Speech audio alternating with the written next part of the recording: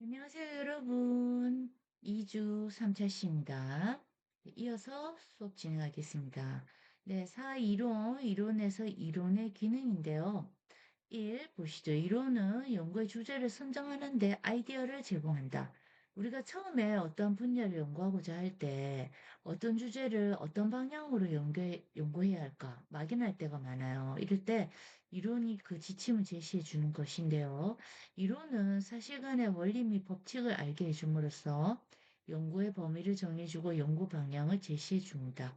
예를 들어서 폭력 하위 문화 이론을 연구 주제로 설정했을 때 어린 시절 부모님에게 학대 또는 폭력을 당한 경험, 또 청소년 비행과의 관계를 연구 주제로 선정할 수 있겠죠. 또 이 이론은 가설을 설정하는 데 도움을 제공한다. 많은 경우 연구 주제가 너무 일반적이고 추상적이어서 어떤 내용을 조사해야 할지 어려운 경우가 많습니다. 이런 경우 조사 가능한 구체적인 가설을 세우는데 필요한 변수 간의 관계를 파악하도록 함으로써 이러한 가설 설정에 또한 도움이 됩니다.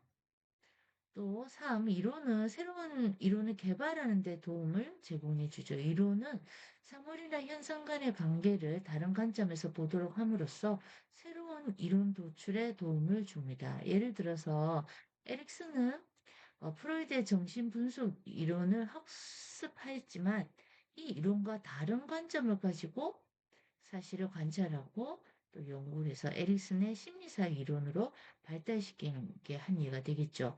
자, 이론은 조사 결과에 의해 확증되거나 수정되어서 더 넓은 범위로 확대 적용되는 과정을 통해서 발전되기도 합니다. 이러한 것들을 종합하며 이론, 이론은 연구의 범위, 방향, 변수 간의 관련성, 자료 수집 방법, 분석 방법 등 연구 전반에 걸쳐서 기본적인 지침을 제공해 주는 것입니다. 또한 현상을 전체적으로 균형 있게 볼 수 있도록 도움을 제공해 주고요. 또한 이론은 현상을 다양한 관점에서 관찰해서 새로운 이론이 발전하는 데 기여합니다. 또 반면에 이론은 조사 결과에 의해 검증되고 수정되면서 이러한 과정을 통해서 과학적 지식이 발전되는데 기여하고 있습니다.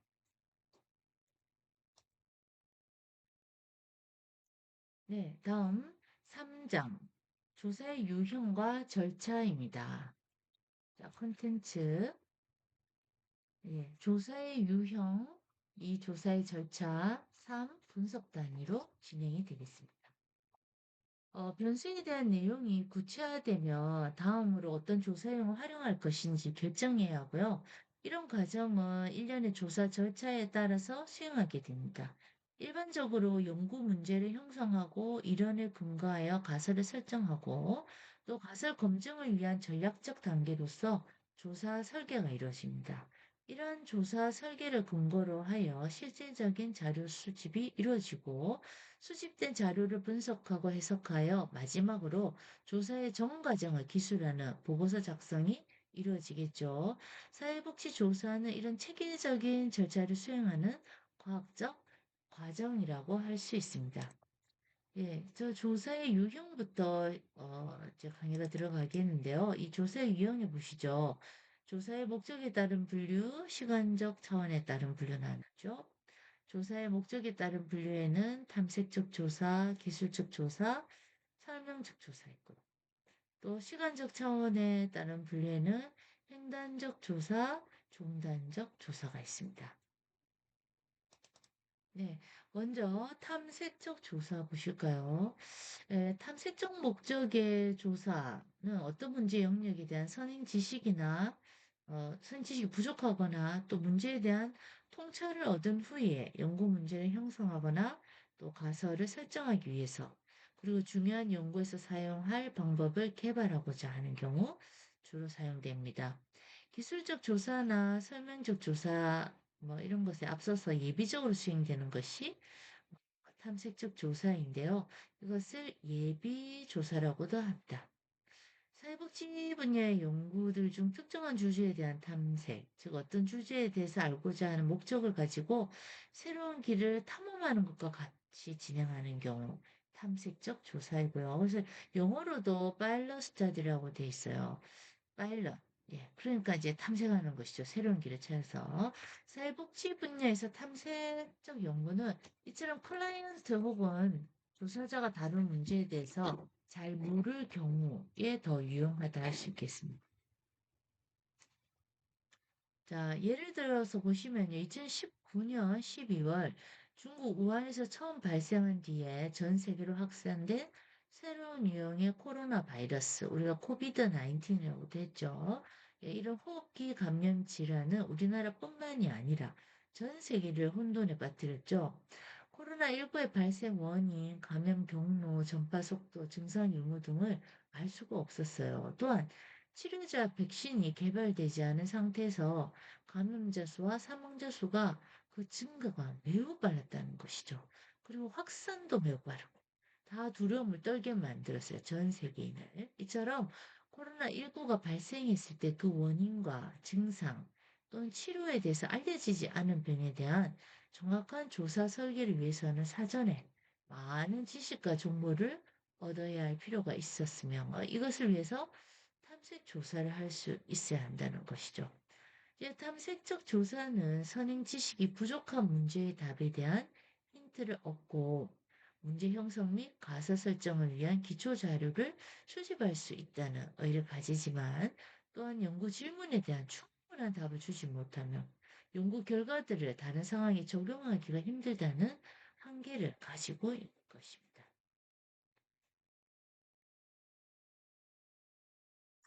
다음 기술적 조사입니다. 기술적 목적의 조사에 기술적 목적의 조사의 목적은 관심 대상이 되는 사회 현상의 상황, 현황 또는 특징 이런 것들 사실적으로 묘사하는 것입니다. 자, 묘사, 기술 같은 표현이라고 보시면 되겠습니다. 따라서 조사자는 연구를 통해서 과학적 사실을 파악하고 분석한 내용을 구체적으로 기술하여 제시하는 것으로 주로 여론조사나 인구 센서스 조사 등에서 전형적으로 나타납니다. 기술적 조사에는 탐색적 조사보다 명확한 조사 문제가 있고 조사 절차와 내용이 체계적이고 정확합니다.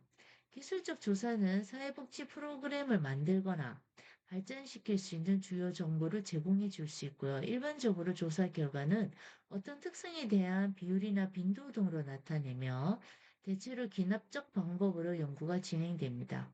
기술적 조사는 행정 실무자가 수행하는 가장 기본적인 조사로서 계획, 모니터링, 평가에 필요한 자료를 산출하기 위해서 자주 사용됩니다.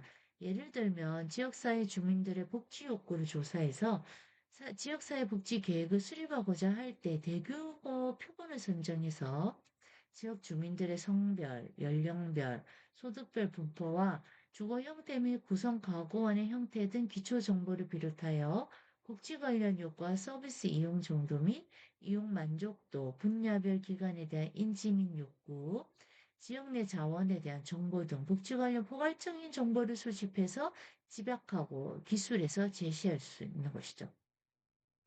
이것은 복지계획 수립을 위한 기초 자료를 형성하는 것으로서 사전에 무엇보다 이 사전에 뭘 조사할 것인가에 대한 이런 계획하에 실시하게 됩니다. 따라서 기술적 조사는 탐색적 조사보다 한 단계 발전된 수준의 지식을 개발할 수 있지만 특정 현상에 대한 원인을 파악하여 인과관계를 확인하고자 하는 것은 아닙니다. 음. 네.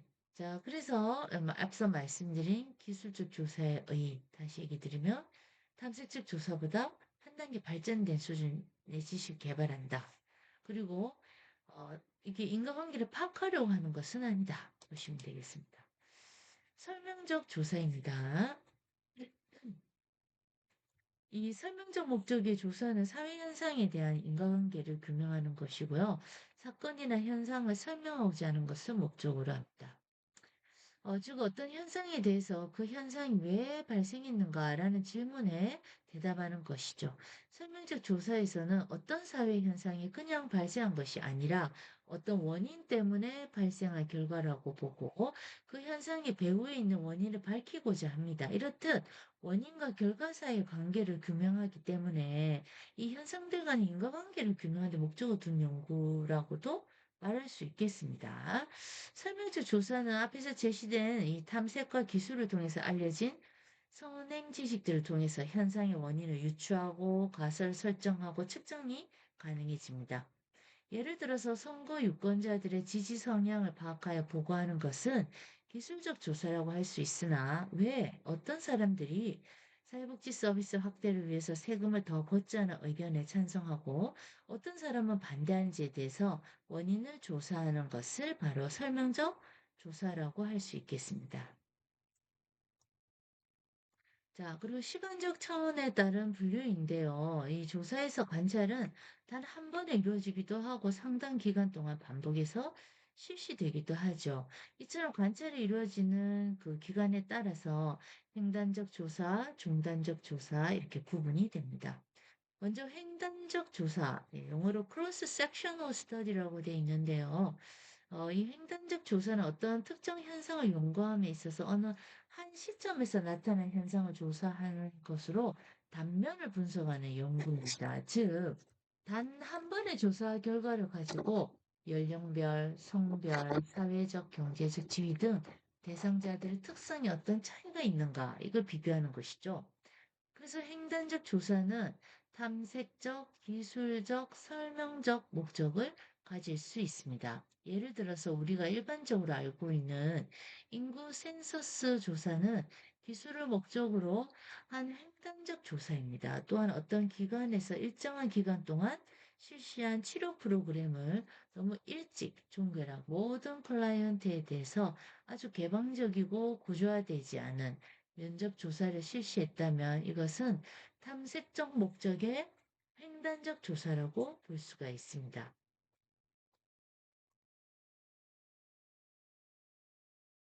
자, 설명을 조금 더 드리자면요.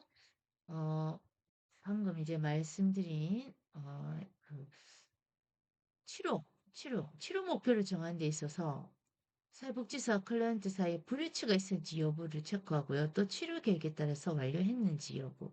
이런 걸 다 알아보고자 한다면 설명적 목적을 가진 횡단적 조사가 된다는 것이죠. 모든 설명적 목적을 가진 횡단적 조사는 한 가지 문제를 내포하고 있는데요. 일반적으로 설명적 조사는 인과관계를 검증하는 것에 초점을 두지만 이 횡단적 조사의 특성상 관찰이 단 한 번에 이루어지기 때문에 인과관계의 기본적 전제인 시간적인 선행성, 즉, 이 변수 간의 관계에서 독립 변수인 원인이 결과인 종속 변수에 앞서서 발생해야 한다는 것을 입증하지 못한다는 것이죠.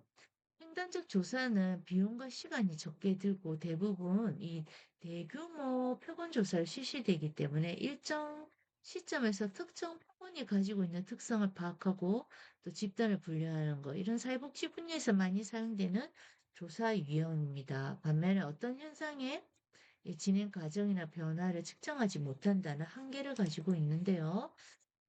일정 시점에서 측정해야 하기 때문에 정태적이죠. 둘째, 주로 표본 조사를 실시하며 측정이 반복적으로 이루어지지 않아요. 셋째, 조사 대상의 특성에 따라서 여러 집단으로 분류하기 때문에 표본의 크기가 아주 커야 된다는 것이죠.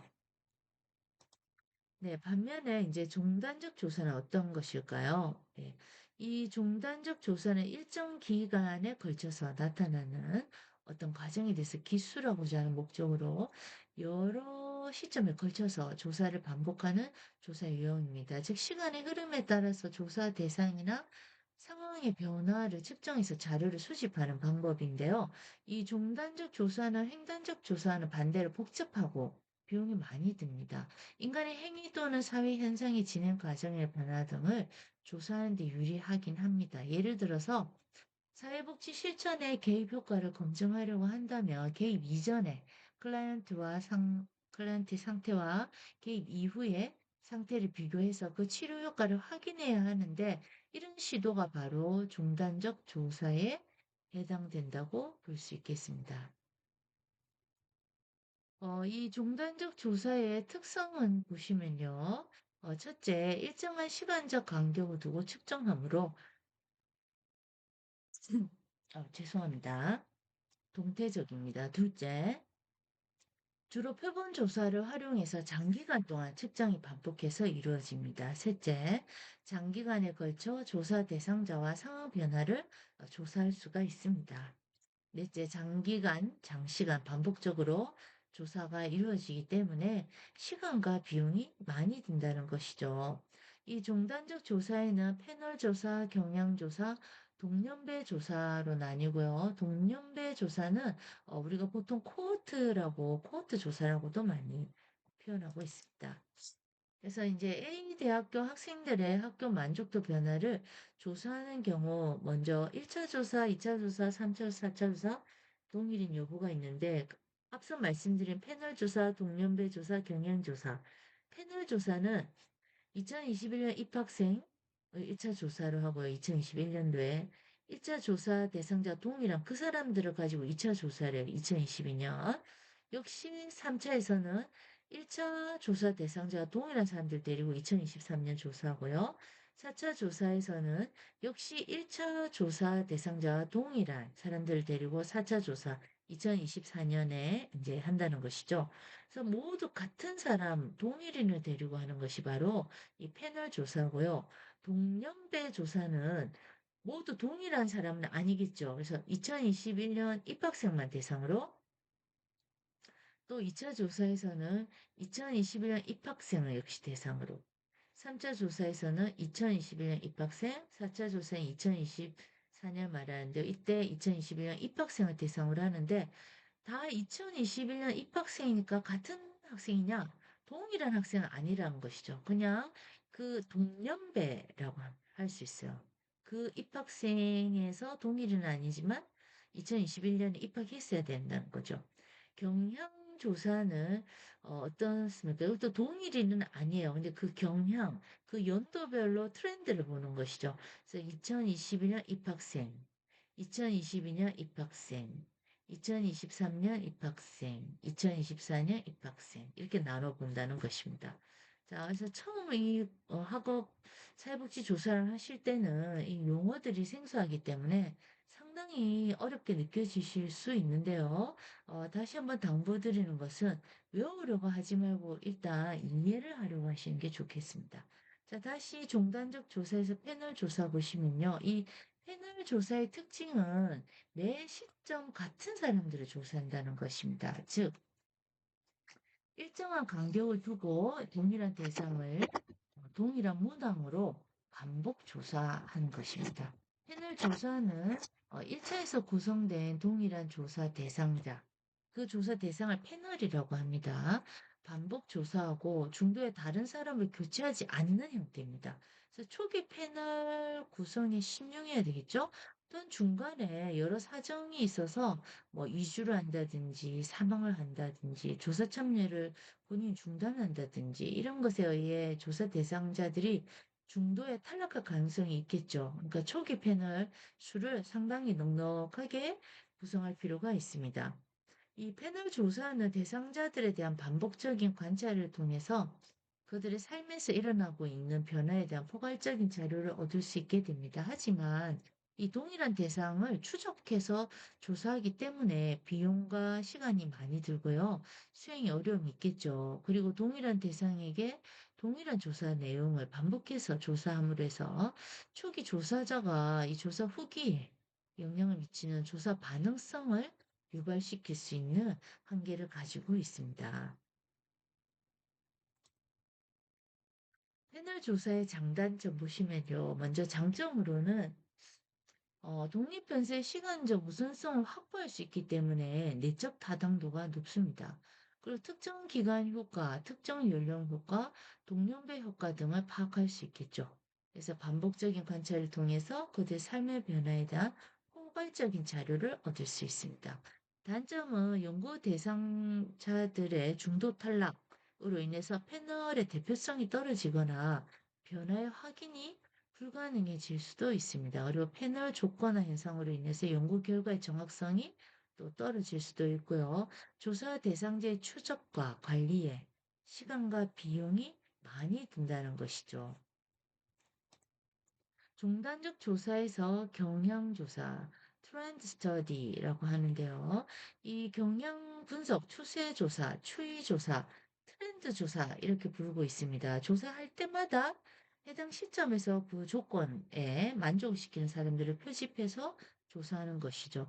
이 경향 조사는 조사 대상이 동일 대상인 것도 동일 집단인 것도 no, 아닙니다. 즉, 새로운 경향을 확인하기 위해서 해마다 다른 표본을 선정하게 됩니다.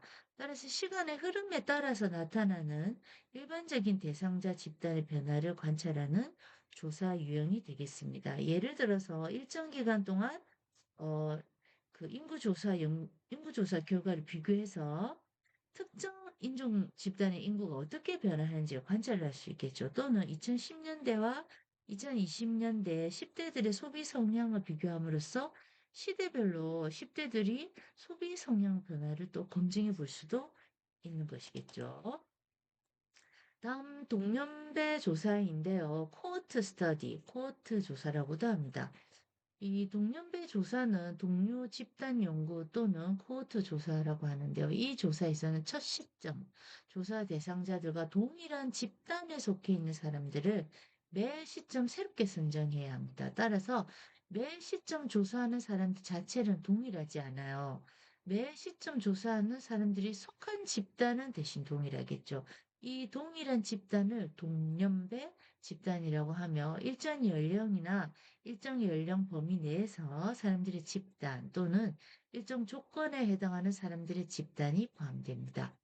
이 동년배 집단 조사는 시간의 변화에 따라서 특정 동류 집단의 변화를 관찰하는 조사죠. 일반적으로 동류 집단은 동시대에 태어난 동년배의 경우와 같이 유사한 경험을 공유한 집단을 말합니다. 예를 들어서 같은 해에 출생한 사람, 같은 해에 입사한 동기, 같은 해에 졸업하는 학생, 베이비붐 세대, 386 세대, N세대, MZ세대 등 이렇게 동년배 집단이 이해가 될 수 있습니다. 하지만 경우에 따라서는 연령 이외에 다른 속성이 기준이 될 수도 있어요. 그래서 루빈과 밥이라는 분은 다음과 같은 예를 들어서 동년배 조사에 대해서 설명하고 있어요. 그 이제 탈시설화 정책이 시행된 후에 일정 기간 동안에 정신분열증 증상이 처음 나타난 사람들을 하나의 동료 집단으로 분류할 수가 있습니다. 그래서 정신분열증 환자들의 약물 남용은 그들이 가진 질환과 그로 인해서 그들이 복용해야 하는 처방약, 이런 특성 때문에 특히 위험하다고 볼 수 있어요. 따라서 어떤 연구자들에게 이 청년층의 정신분열증 환자들의 약물 남용 경우에 있어서 그들이 나이가 들어감에 따라 어떤 양상을 보이게 될 것인지가 주요 관심사가 될 수 있겠습니다. 다음 조사의 절차입니다.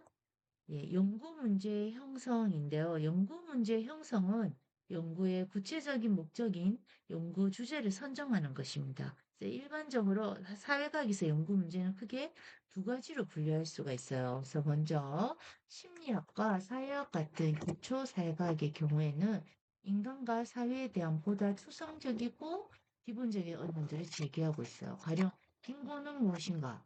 가족의 형태는 어떻게 변화하고 있는가?